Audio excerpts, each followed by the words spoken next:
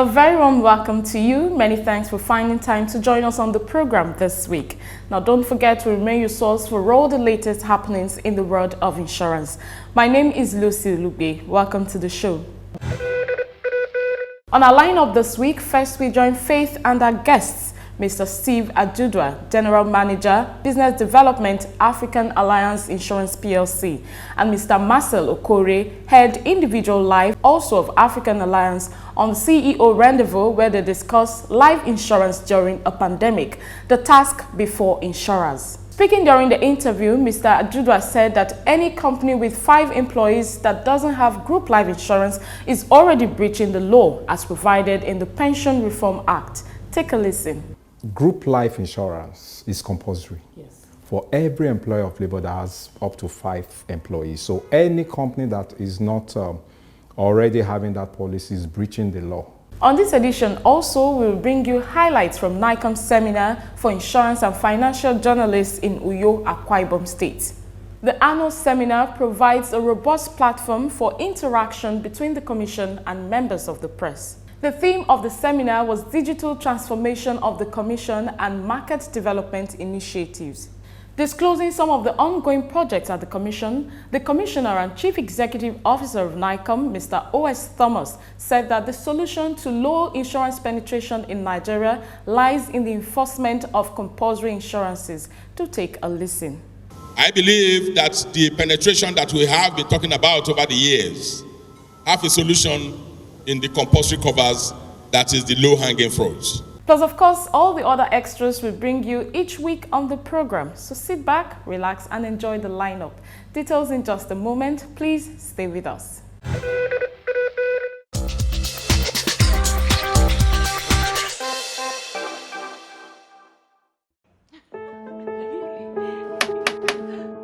Hi, girls. Hey. Hello, Sheila. Come right in. We've been waiting. It's amazing in here, Martha. You've done so much for yourself. Thank you so much, Sheila. Did she tell you she'll be getting her doctorate degree in a couple of weeks? Really? Yeah. Congratulations, girl. Thank you. So, to more successes, girl. Yeah. Cheers. Cheers.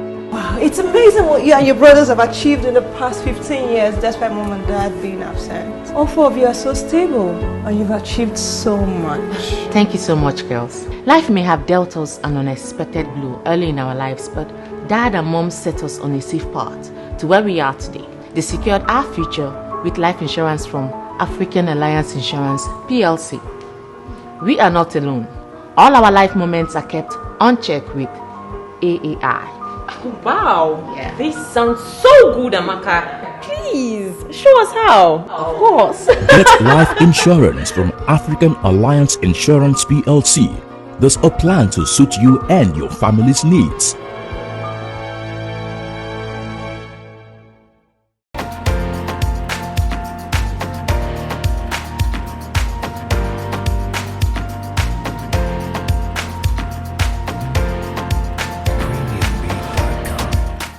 A very warm welcome to you. It's a pleasure to have you join us on the Rendezvous this week. Together, we'll be looking at the topic life insurance during a pandemic, the task before insurers.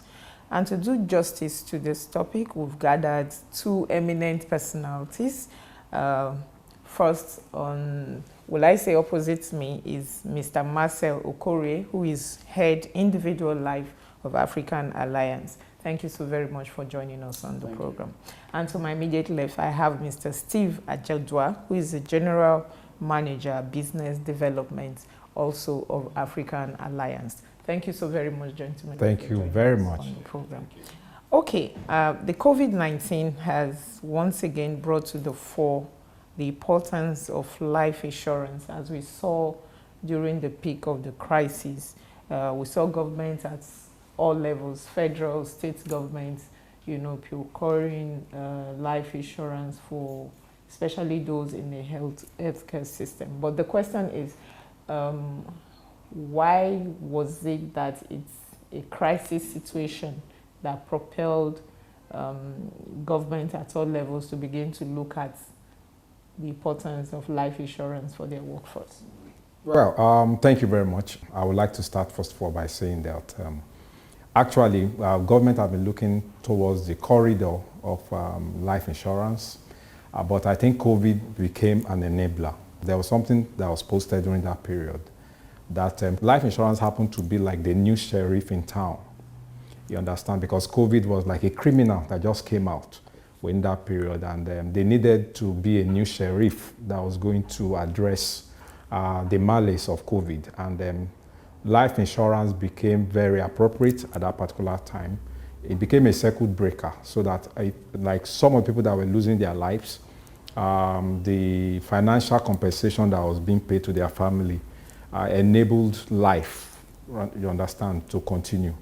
And I think it's a good one for government because it also showcased that insurance as one of the instruments in the financial sector came out to respond quickly and adequately at that particular point in time.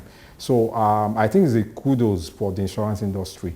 But what I want to say is that the insurance industry should take this period to take it to the next level. We shouldn't just wait for government at every point in time to be the one that will trigger the benefit of insurance and life insurance. So I want to say thank you to the government, and also it's a wake-up call for not only the government but the private sector to also take this, so that I'll take it to the next level. Thank you. Okay, Marcel, I don't know if you have something to chip into that. Okay. Basically, I mean, Steve basically has said most of the things that are quite relevant to this.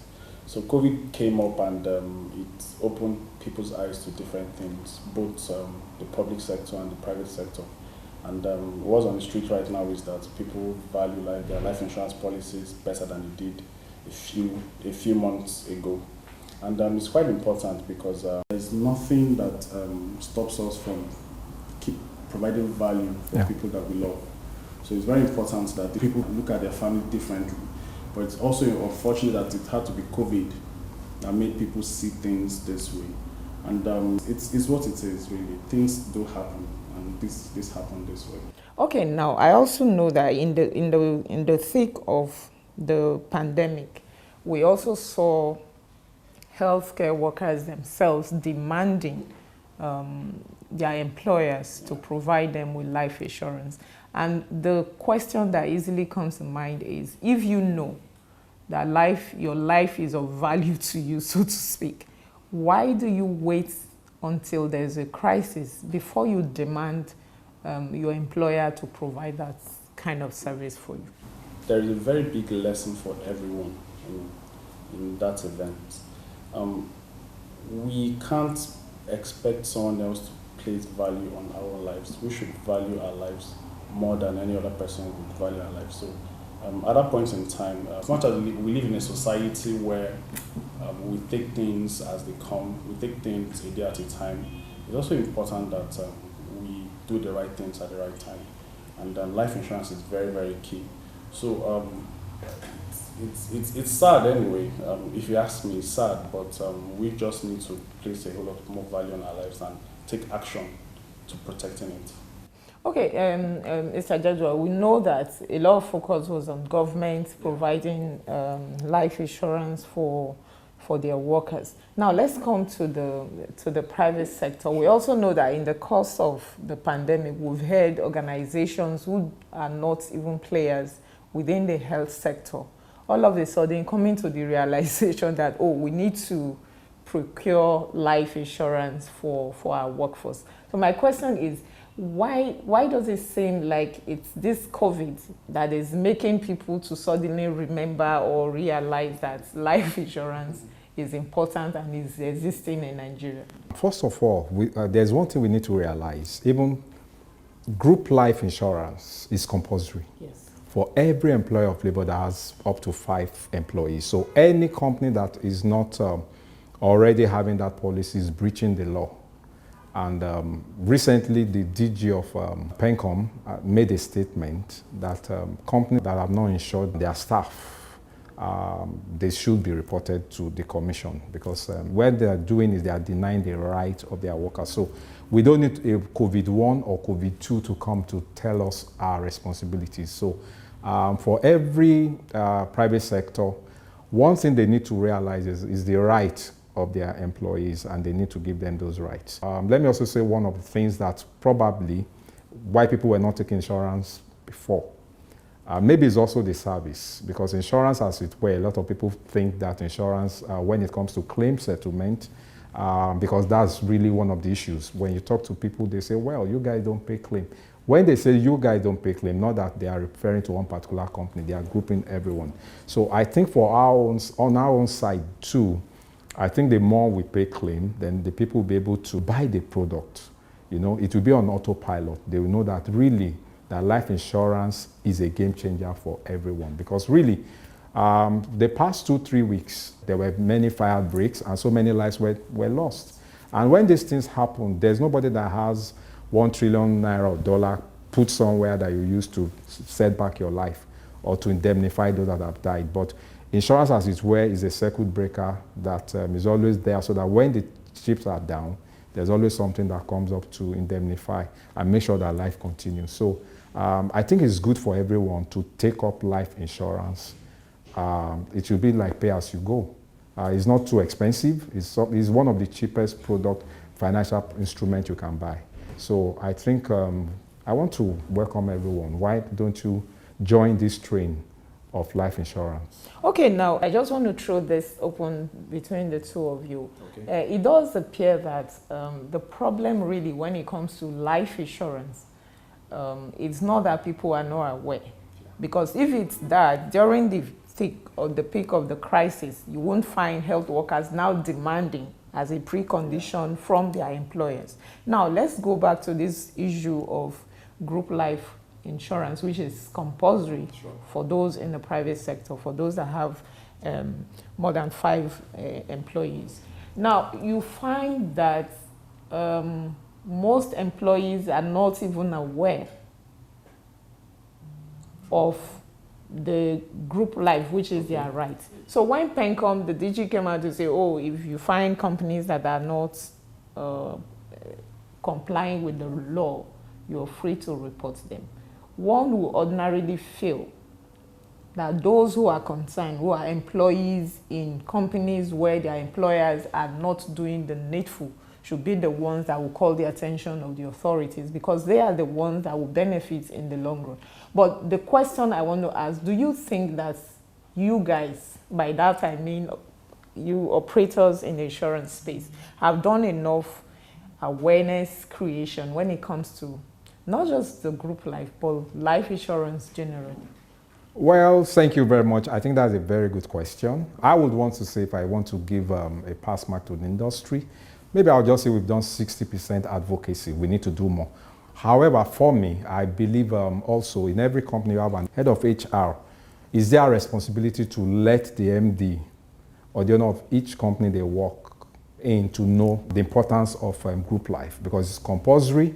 And if I own a company, and let's just assume I'm not aware of group life, and if I flout the compliance status of the regulator, and my company is being made to pay, I think the HR person will have to either to pay back that money, because it's their responsibility. So I think this is a clarion call for all HCR, HR head or whatever. They should let that information go out to their companies, because it's their responsibility. Okay, so as an industry, because I do know, I'm aware that even the HRO you talked about, I think they have an organization that represents their interests. So as an industry, what have you done to reach out to those in that particular sector whose responsibility or whose duties is to sensitize their employers about the compulsory group life insurance? Okay, you want to take that?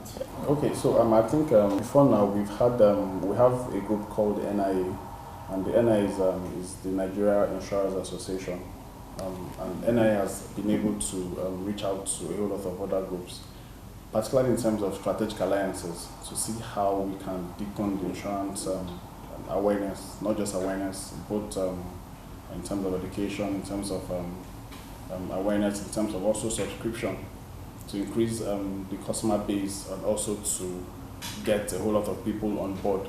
So NI has been able to do some of these things, also in terms of publicity.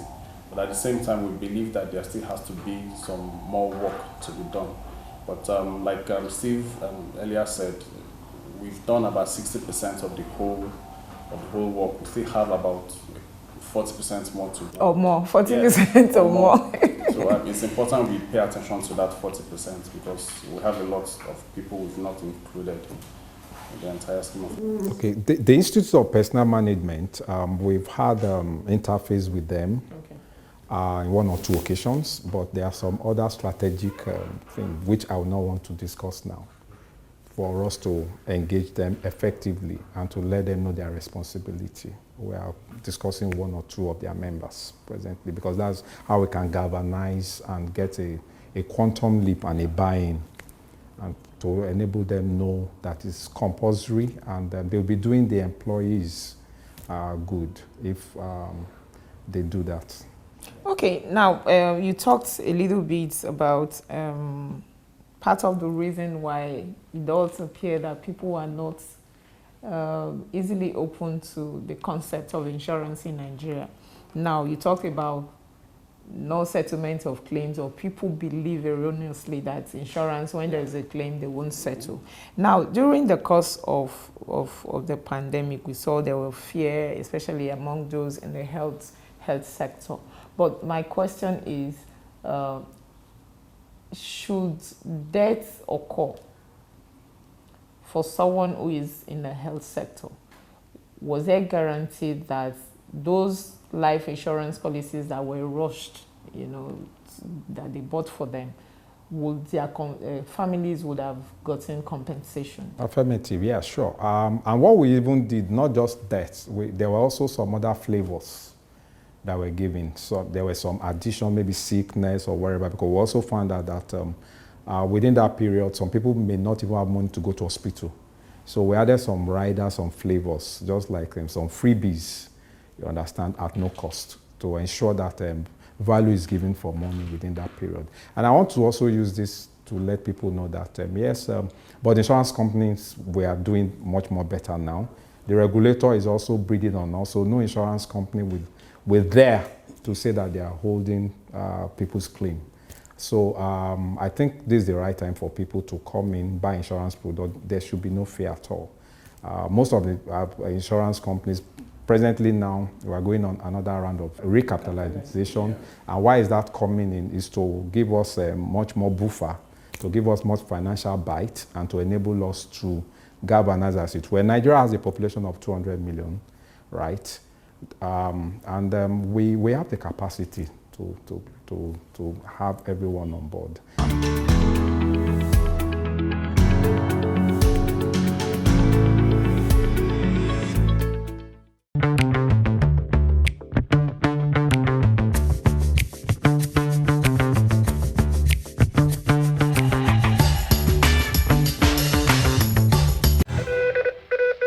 All right, welcome back.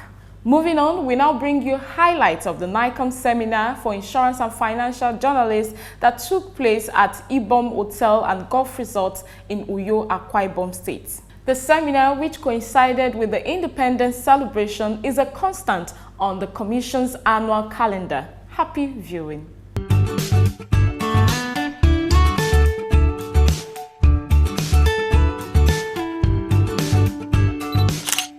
The National Insurance Commission, NICOM, recently put together its annual seminar for insurance and pension correspondents and financial reporters from Lagos and Abuja at the Ibom Hotel and Resort, Uyo, Akwa Ibom State.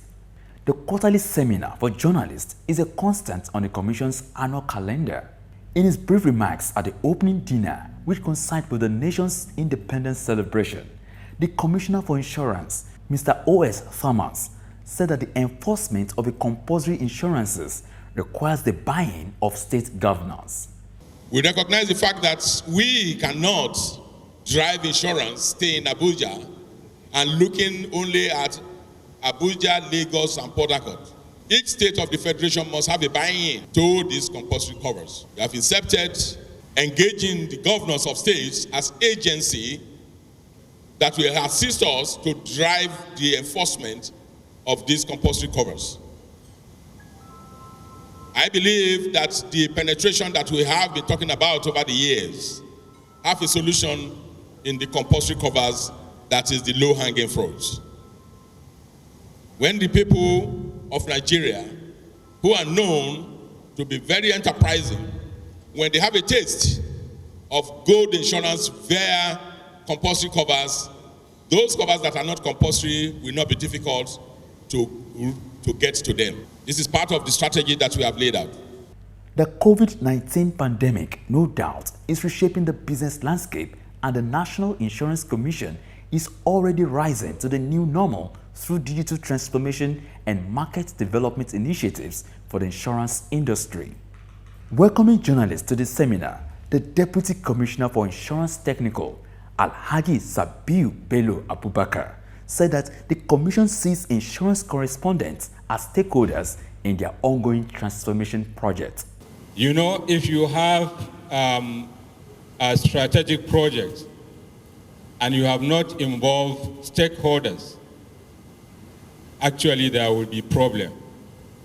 That is why we take it important to present our major reform activities to you for your input and comments, as well as questions for further explanations.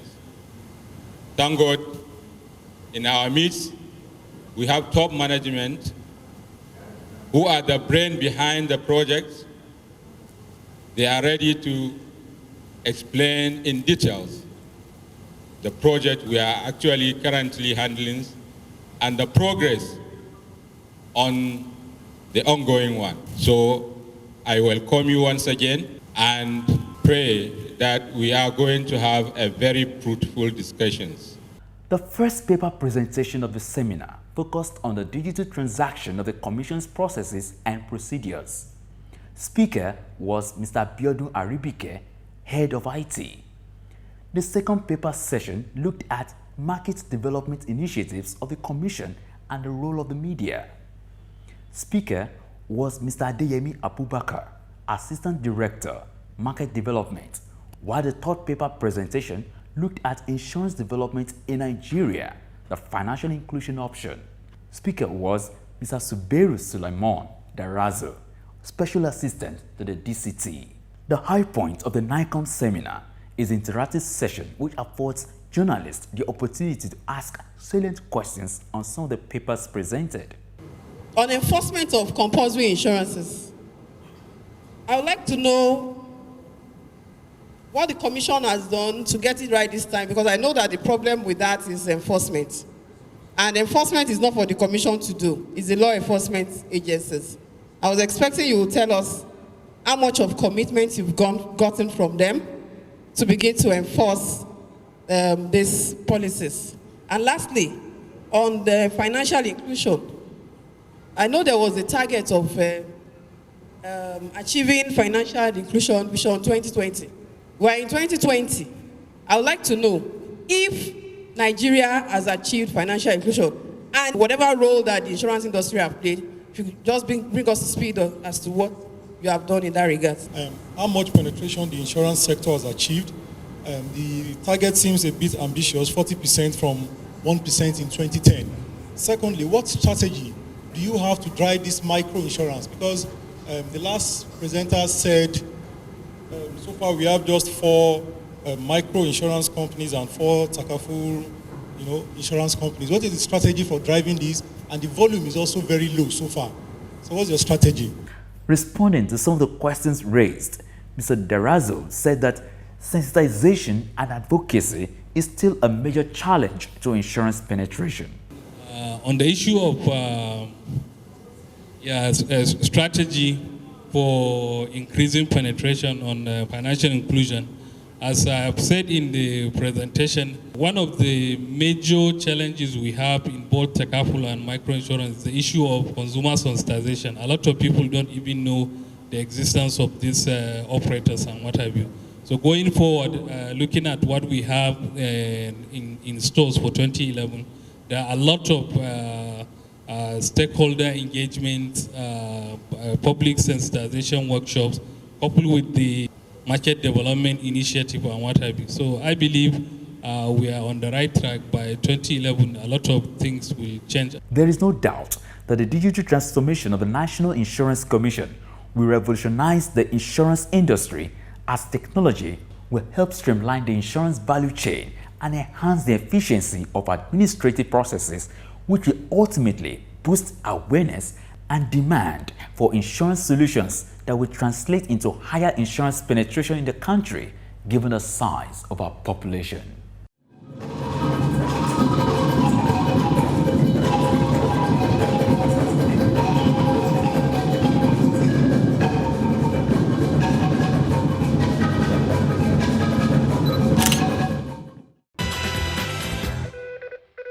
Alright, that's our time on the program this week. Many thanks for being a part of it. Join us again, same time, same station next week for a fresh package.